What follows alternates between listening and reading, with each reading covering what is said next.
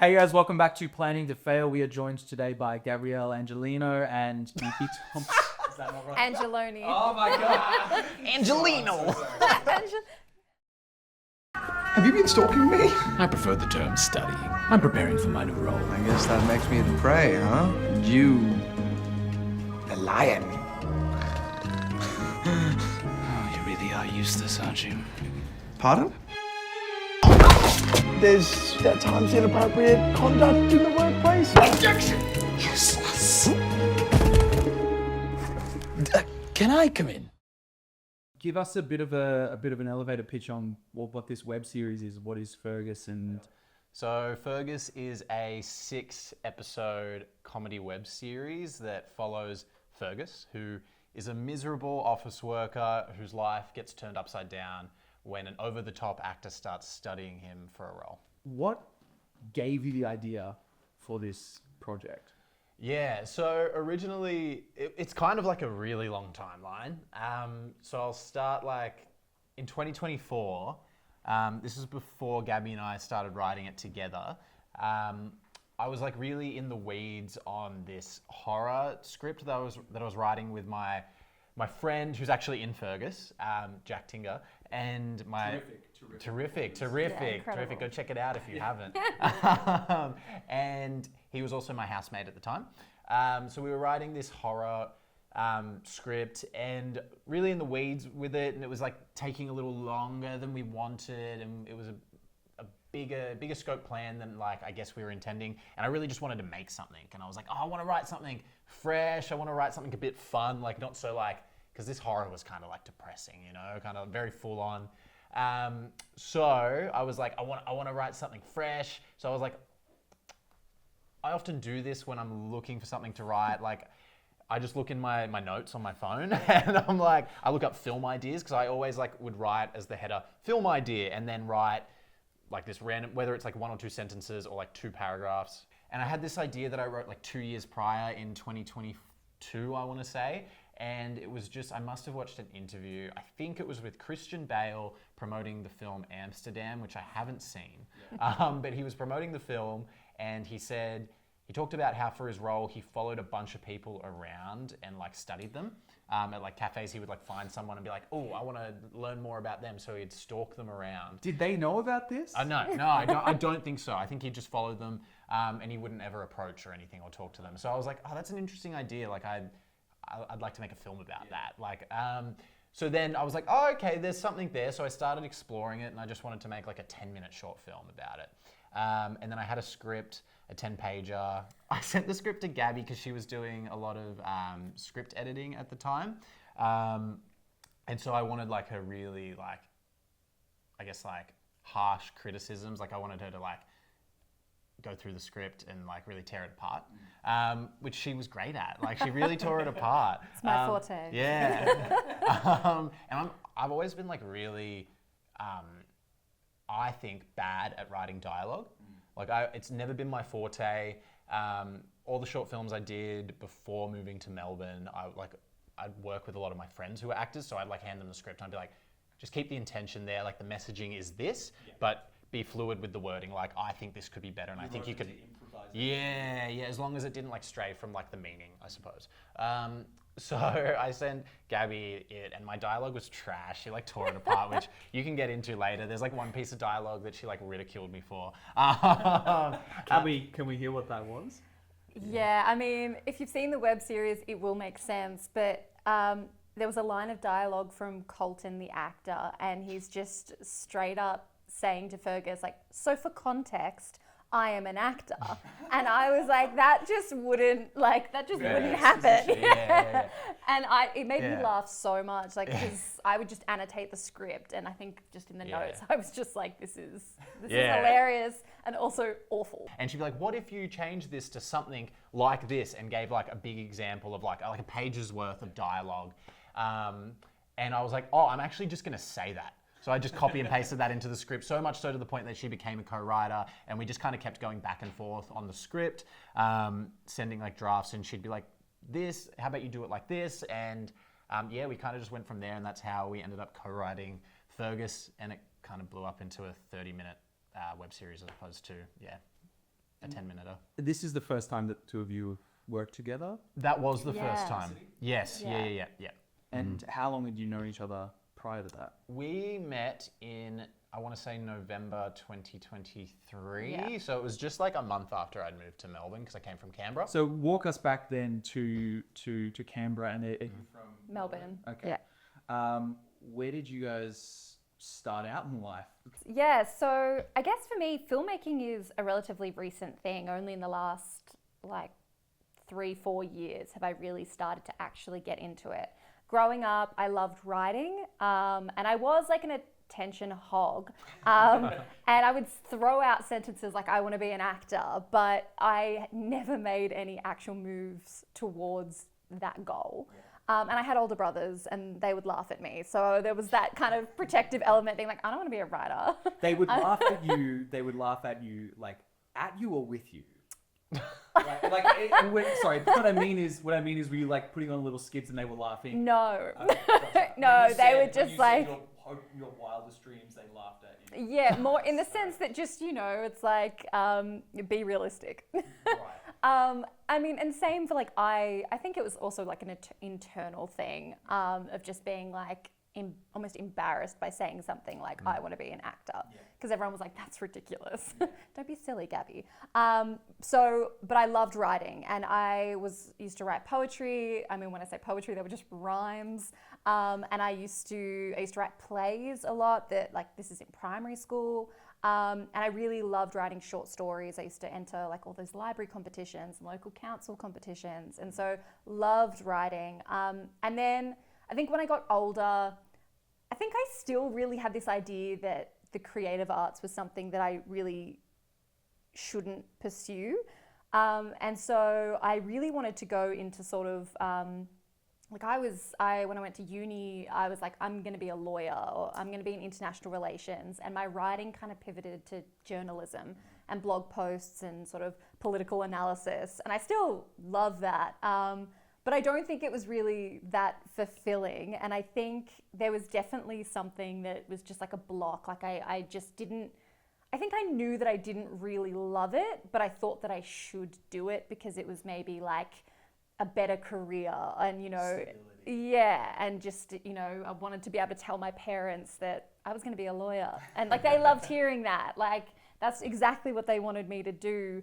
And just through life, like I burnt out and I ended up dropping out of uni and I was like, this is not what I want to do.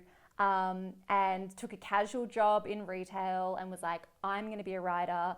And then kind of just didn't really write anything for years. And like, it was just, I have a really, really intense work ethic. So I worked really, really hard at my casual retail job. And next thing I know, a few years later, I'm like a store manager. And I was still had this like burning desire to write. It was like a suppressed desire to act. I wasn't telling anyone about that. And then when I'd finally, through like a whole sequence of events, I went traveling, I ended up quitting my job and I had a clean slate. So I was unemployed. I had a nice little, nest of savings to kind of live on. And I was like, this is my shot. I'm gonna start writing. And that's how I found acting and how I actually properly fell into acting. Because I just started, again, entering competitions. I love a deadline. I love rules. I love being like, you have to write this amount of words and get it done by this time. It's kind of like there's just an external pressure. It's not Yeah. your own self. Yeah, because I guess me alone in a room with a Word document, I was just like, wow, I could write anything, and I would just write nothing. And then I got back into poetry, got back onto stages because I started doing spoken word poetry and just fell in love with it. And then put all my effort into acting, took acting classes, and then in pursuit of getting more acting roles, found the filmmaking community in Melbourne. And that's where I met Matt. I started working on short films, started working, just seeing more sets and falling in love with the whole process and being like, oh, I would love to write for film. I'd love to write for screenplays. I still love all the other aspects. I still love poetry. I still, I love writing like children's stories as well.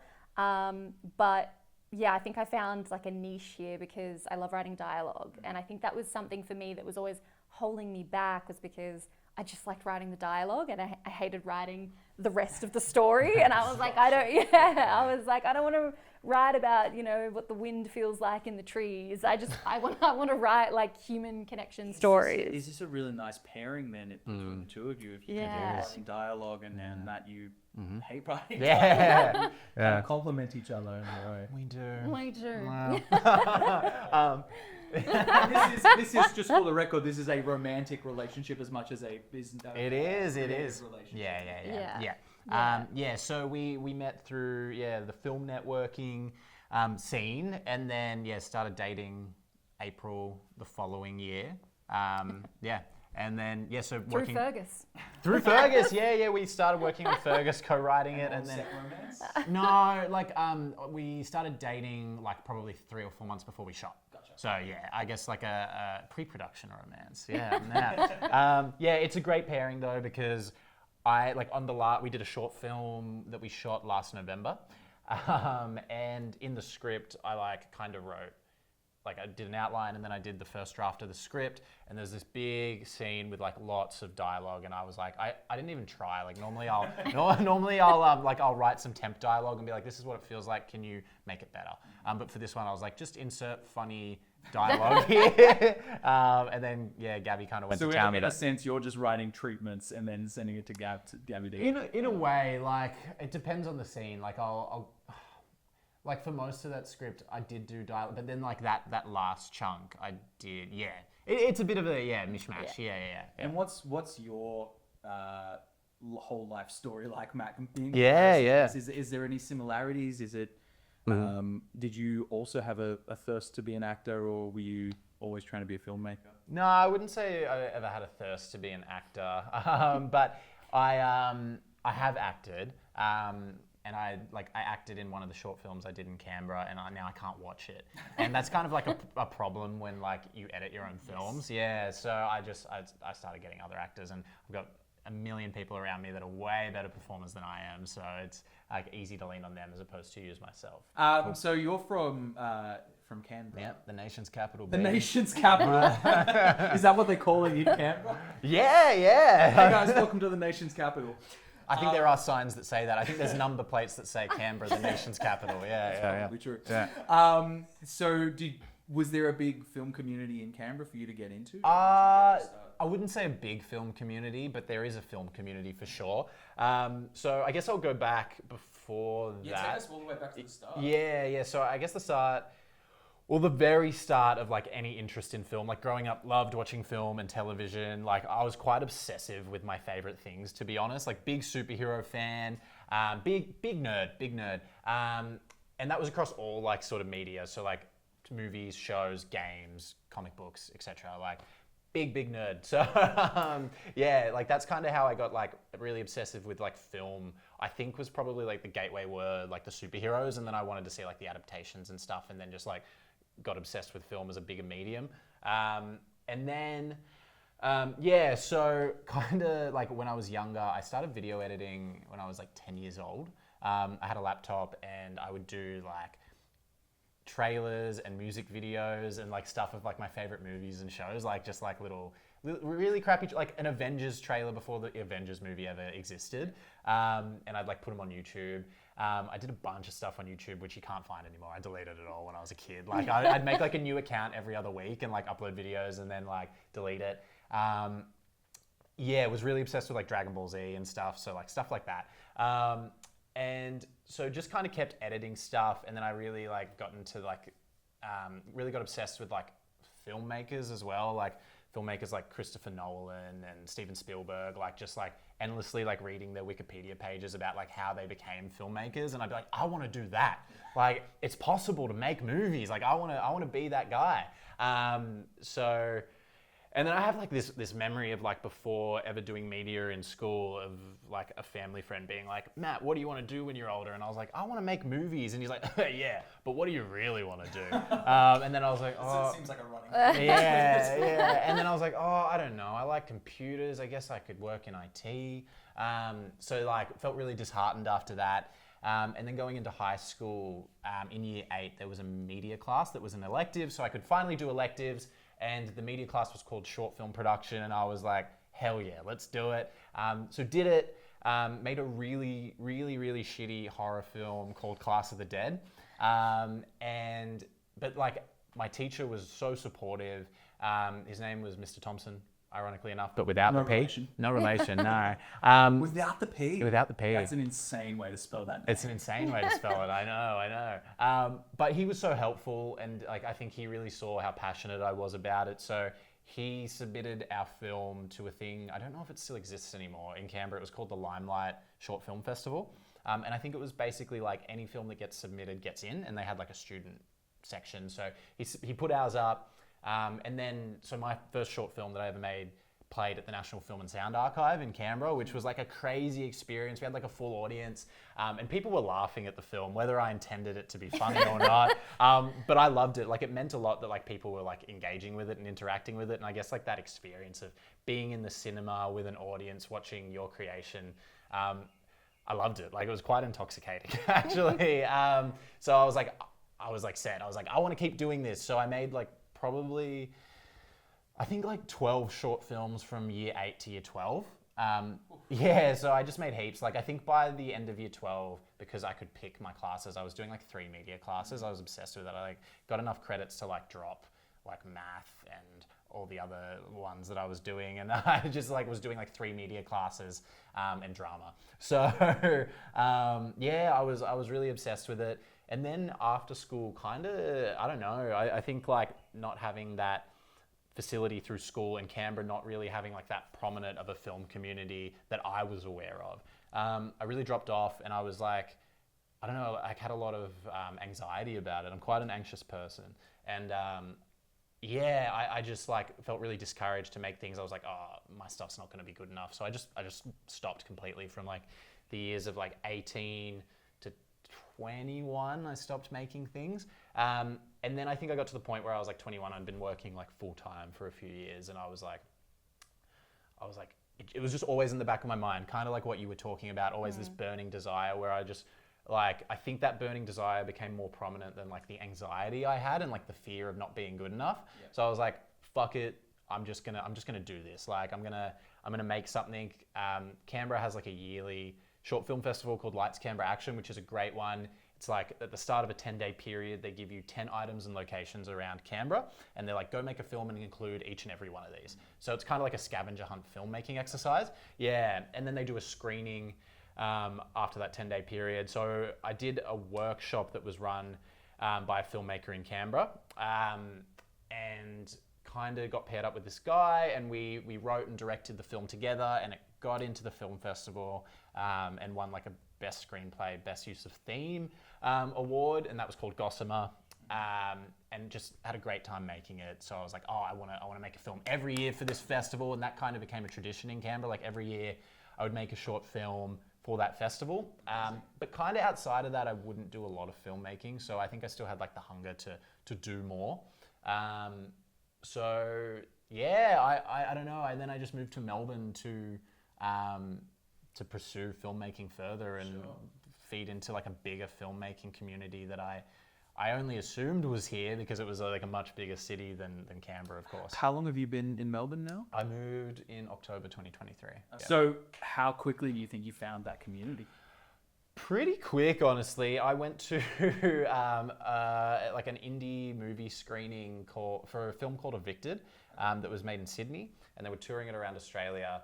And I sat, like, because I figured like the film was going to pack out. So I sat next to this, like the only guy in the middle of the row, and I was like, do you mind if I sit here? And he was like, yeah, sure. And then like the lights went down and no one else came into this theater. Like, oh, okay, not no one else. No one else came into the row. So I was like, oh, this guy must think I'm a weirdo. Yeah. And then they did a Q&A afterwards, and I think we both like kind of cottoned on that we were both filmmakers through talking, and that was my friend Josh Weaver, who I'm sure you'll probably have on the podcast at some point. He's a great actor, great filmmaker, and he was like, oh, you should come to this weekly networking event called Movie Mutuals. And I was like, oh, okay, yeah, sure. And then like, so the next week I went, and that's how I met Gabby. That's how I met Will Gorrow, who shot the film. Yep. who shot Fergus the web series. Yeah. Ears up. Yeah. So yeah, that's kind of how I met like Harrison, who produces this this podcast. So yeah, kind of just Damien, who also produces the podcast. Christian, who's also here. Yeah. Actually, everyone in this room aside from you, I met at Mutuals. Yeah. Everyone, yeah. So kind of just met the community through that, and then other events like Filmonic or going to at the time Media Mentors had a big presence, and like ran a Christmas party where I met a bunch of filmmakers. So just I really took advantage of all these events and tried to go to like every filmmaker Q&A session that was happening in Melbourne. So met a lot of people through all those avenues, and that's kind of how I got the crew together for Fergus. Like that's how I met everyone. And yeah, so really quickly, I think just moving to a new city made me more inclined and less anxious to go out and meet people. Yeah, because I was like, I got to put myself out there to make friends. Yeah, not even from a networking perspective, relationship perspective. You have to make new friends, otherwise you're going to be sitting in a dark room. 100%. And I think like when I made the move here to like pursue filmmaking more, I was like, oh, well, there's literally no point in just sitting around and not doing any. Like, yeah, I just felt, whereas in Canberra, it was a lot easier to like be in my rhythm and make a film once a year, or maybe I think I did twice a year in 2023. Whereas like here, just, it was a lot easier to go out and put myself out there and meet fellow filmmakers. Yeah. So let's circle back to Fergus then. And so you had a crew of how many taking though? We probably had on set at the most, I think 20 to 30 people. It might have been up nearly towards 40 on the day where we had heaps of extras. Yeah. So in all the office scenes, we had a lot of background extras.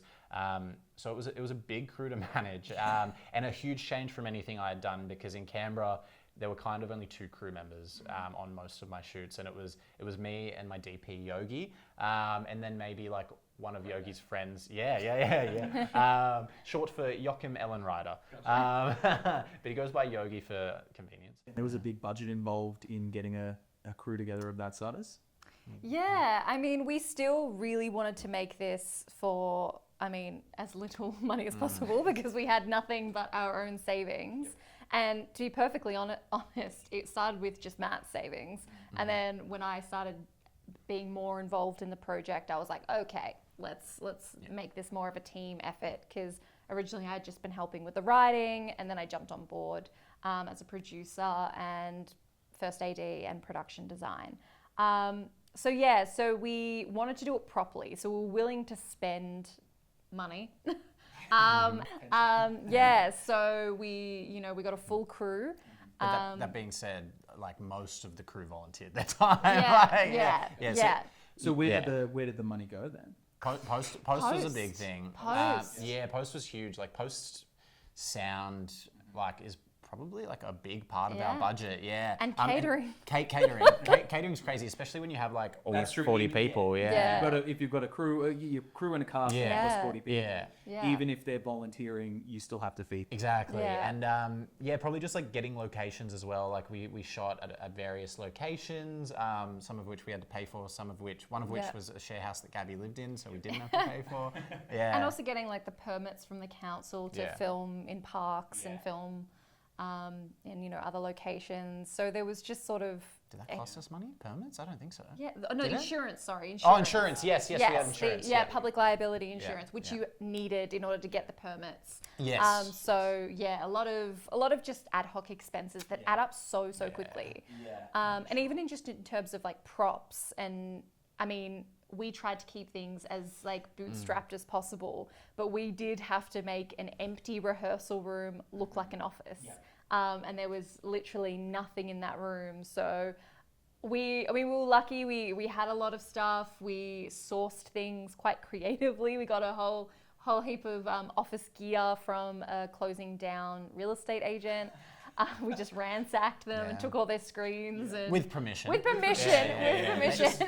a heist. That was actually the plan. Because we were looking around Marketplace, because we were trying to find an office really quite down to the line of the shoot.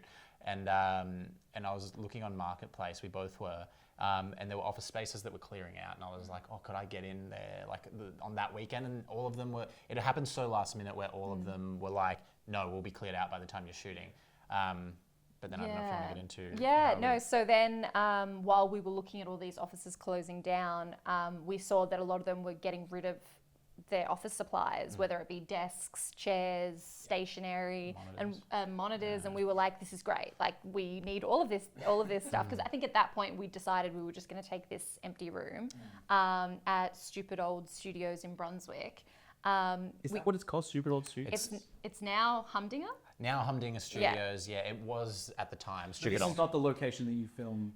Oh, it is. Yeah, It it's is, yeah. all the office scenes. Yeah. So we didn't use the studio because again, money.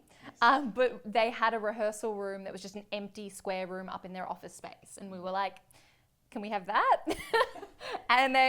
So we did. So we knew that we had to deck out a space. So when we were looking through Facebook Marketplace, we came across a closing down real estate agent, and it was in can't remember where it was, somewhere far away. Yeah. And they were like, monitors, desks, chairs, like take whatever you want. Yeah. So we rocked up. We only had a not a big car, so people were there with like utes and vans, and clearly they were like actually going to be using this stuff, but we just needed it for the set. And we were like taking it all down like multiple stairs to the car. Like it was a workout. It was tough. It was, and like Here's my question. What did you do with it afterwards? We've got it in containers in our garage. it's still there. It's still Yeah, there. just in case we need it. I don't know, you might call us hoarders for that, but I don't know, we were like... It'll come in handy. It might. When are you ever going to come across like 10 If anyone's free watching screens? at home and needs office furniture for a shoot, you know.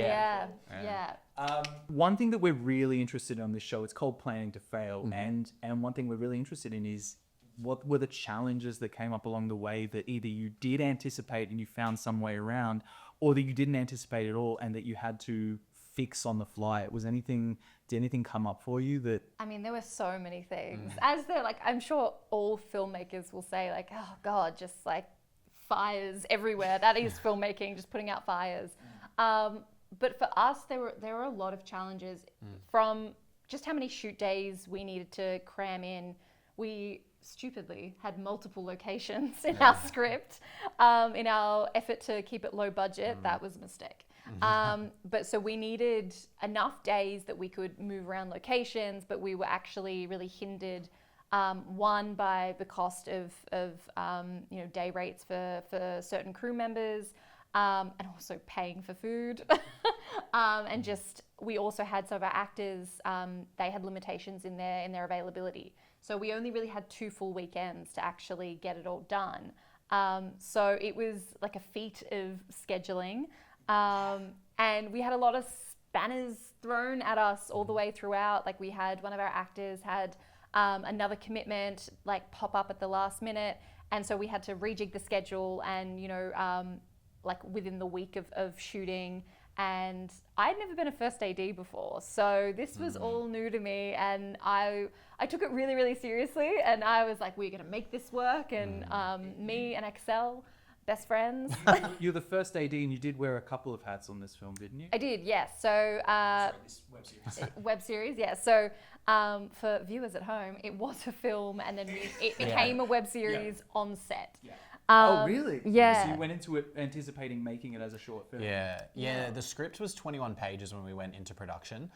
So it was going to be a longer short film, I guess, as opposed to the original 10-page idea. But yeah, we were pretty comfortable with that, knowing it would be like a 20-ish. I was hoping in the edit I could get it down to like 20 minutes. But through like rehearsals and then like on the day improvising and maybe like big text in the script being played out a little longer on the shoot as opposed to it appearing in the script. It ended up being a 30 minute cut at the end.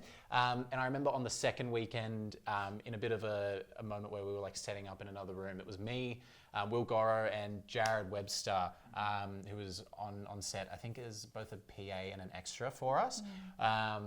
So we were sitting in the room, and I was like, this is ballooning out. Like, I was like, this is too long for a short film.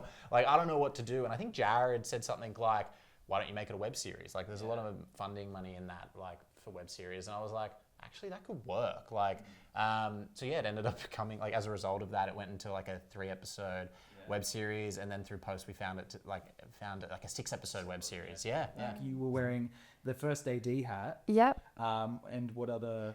Production design. So that included like costumes as well as set and props, which was ambitious. I think in pre-prod it was, you could work on something one day, something the other day, but when it came and it kind of, I was like, I can do this. I've got this covered.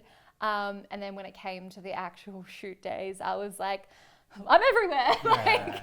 I needed to be everywhere all at once. And it made it hard because, as a first AD, you're like, all right, what's holding us back? And then it's like, oh, me, because I haven't reset the scene. And so it would have been a lesson learnt there was probably we had a big enough set to have a second AD or to have a separate production design team. Because we didn't have that many main cast. There were 4. So in terms of costumes, I was like, dressing 4 people like that. That's not that's not difficult. But then we had it was the story sequences over a few days, so there was a whole lot of continuity involved in that and changing outfits and so it ended up being a lot more difficult. And I imagine that if you didn't go into it knowing it was going to be a web series, then trying to piece together the continuity of that after the fact might have been difficult as well. But I mean, all of the web series, that all was post-production kind of problems. Yeah. That was us. We basically wrote out the entire storyline on flashcards. And we were like, okay, now we have to reconfigure the entire story. Forget about how we originally intended it to be told.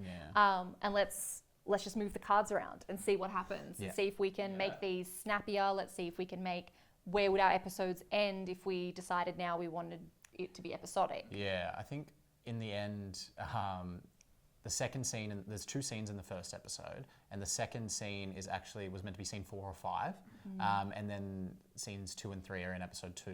So we rejigged it quite a bit in post. Yeah. And obviously you have to kill a lot of darlings in that process, because one of the things I was really proud of was the production design, because I had a lot of little Easter eggs and fun little props, and whenever you're cutting scenes, I'm like, oh, but that had that little nod to this that I really loved, and that's been one of the really enjoyable things about seeing people watch it and getting feedback is, oh, I noticed you put a reference to Arrested Development here, or I noticed you put this reference in, and it's that's really fun because we had a lot of fun with that, and there was so many detailed props, like the Actor in the Prey book that's there, I was there on Photoshop, trying to make a book cover, trying to make it look real, and so it was really fun. And the TNT box, my dad made that, so you'll see my last name a few times in the credits because it's my dad worked on props to help, and my brother worked on the UI for all the I'm office. laughing now, is he? So we had a not fully working, functional. It did the UI, job. but It did the job. So I was really hyper focused on detail. So you guys went into this thinking that it was going to be a 21-page short film, and then it ended up ballooning into a 6-episode web series. But what was the objective going in? And then more to the point, do you think that you achieved that, or do you think you exceeded that objective even? Yeah, definitely. I would say the objective, going back to the original writing process, it was literally to just make something for fun. Just make something because I was out of the habit of filmmaking. I think after moving to Canberra, I hadn't made a film since May 2023, and it was May 2024. And I was like, oh, okay, normally I'd made a short film at least once a year since I started up again. I was like, I want to make something. In that aspect, I think it really exceeded expectations from my end. We ended up making the 6-episode web series, publishing it online, went to a few web fests, really lucky enough to go to Sydney for the Sydney Web Fest, and they gave us an award, which was very kind of them.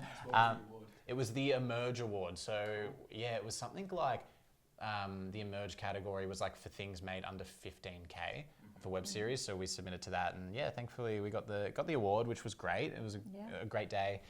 Great festival if you ever make a web series. Yeah, Shout out submit. And then we were in actor contention for a little while, which was great. So I'd say it really exceeded expectations completely.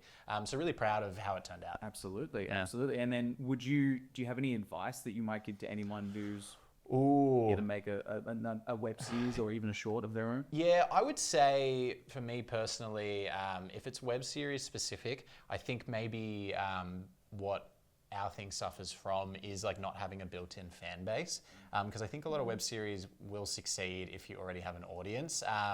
So yeah, maybe just try and build that audience before you do the web series. Whereas we tried to do it, reverse engineer that, and we made the web series because it was meant to be a short film. Yeah. And we kind of posted it online and tried to build our own audience, but it's difficult. Without like funding bodies involved or like a marketing team. So and it's a massive time commitment. Yeah. You were editing little videos or like snapshots, just like snippets constantly to try and get enough content to try and pump out on social media. Yeah. And it's a whole nother job. Yes, yeah, 100%. Yeah. And I will say, even though it wasn't funded or anything, it was self-funded.